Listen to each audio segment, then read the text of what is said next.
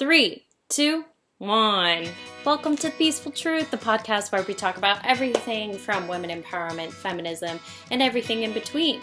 You are joined again for the 78th episode by your two co-hosts, Kenzie and Meghan.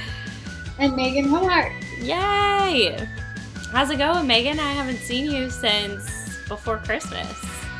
It's going good. How are you doing? Good. What'd you do for Christmas and New Year's? Went back to Texas, and so I got to see all of my family for a long time. Usually our trips are really short, but this time I got to be a long one. That's awesome. That's exciting. What about you? Well, my parents were in town. My sister, or half of my parental units. My sister had a baby this year, of course. We've talked about that probably a trillion times, but now we're at home base here, so Nice.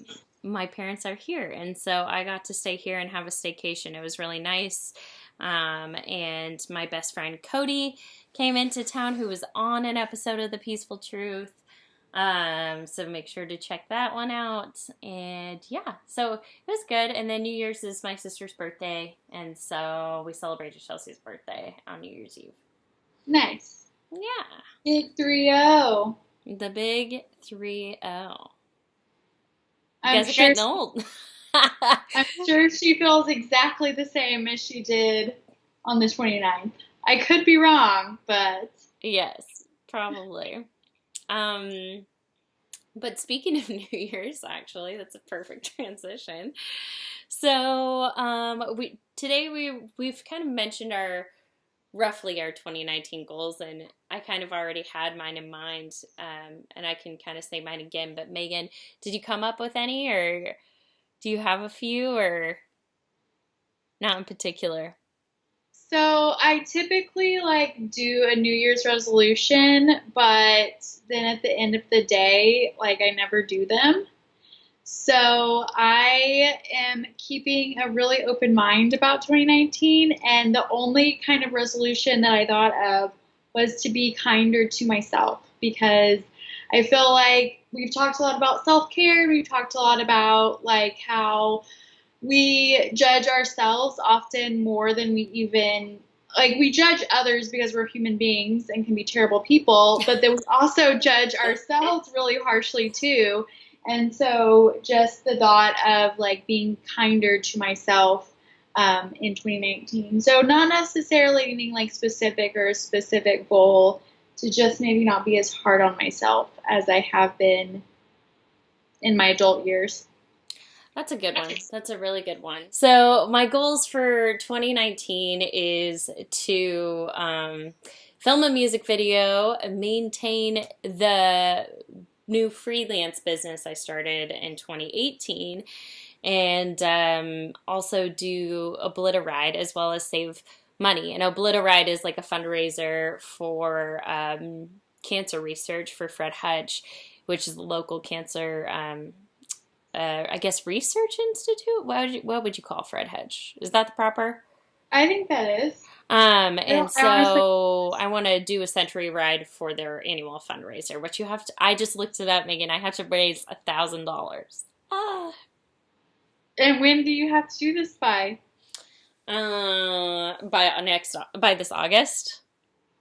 So you still have a good amount of time. Yeah, for sure. You just need 10 people to donate $100. That's it. That's kind of a lot to ask out of people, I feel like, though. But I wanted to talk about keeping your 2018 or 2019 goals. I always think it's good to have attainable things. If you feel like you're not going to maintain something and not keep up with something, and you kind of have that background thought that it might not be there, maybe take that goal and kind of put it in a new perspective in a way that you feel like you'll keep it. For example, I always, of course, want to be in shape at every new year. I feel like that's everyone's New Year goal.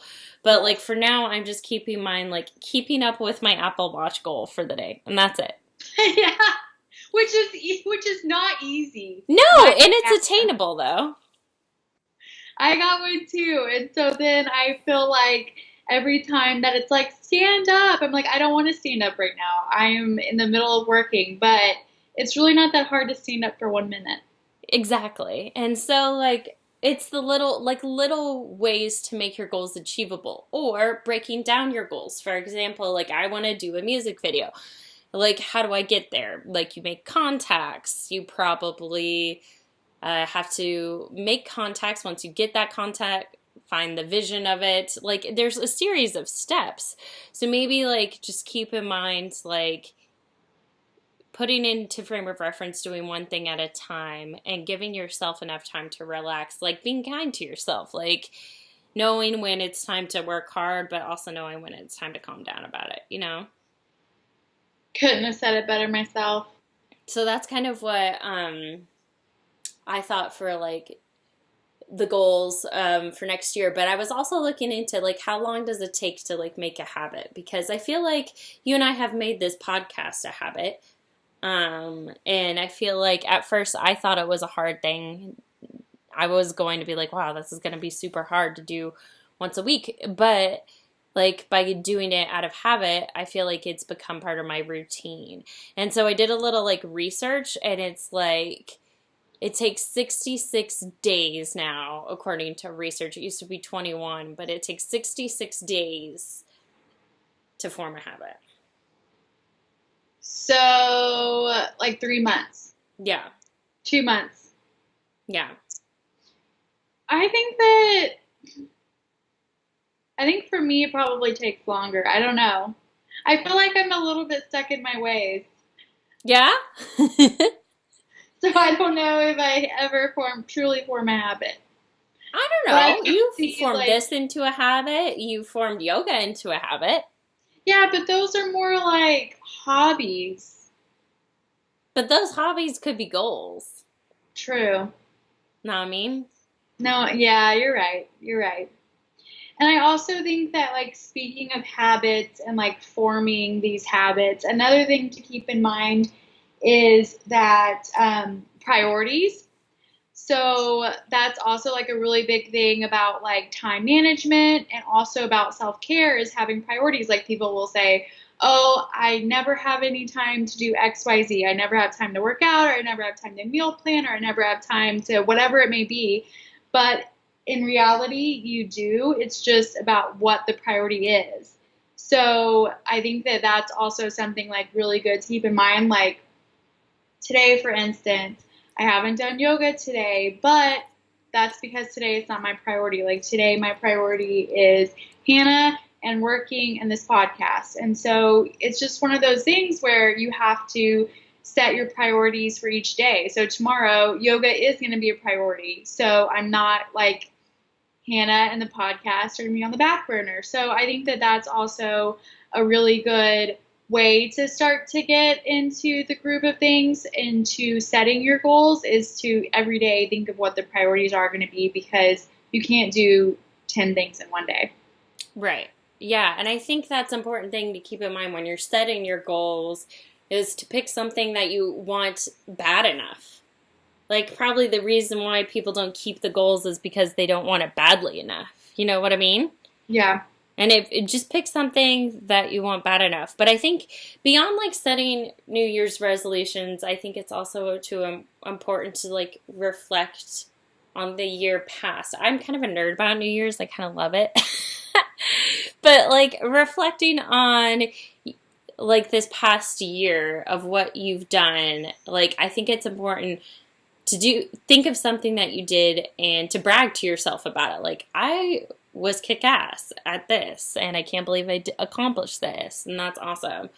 So Megan, what would you say was like the best thing of 2018 that you did?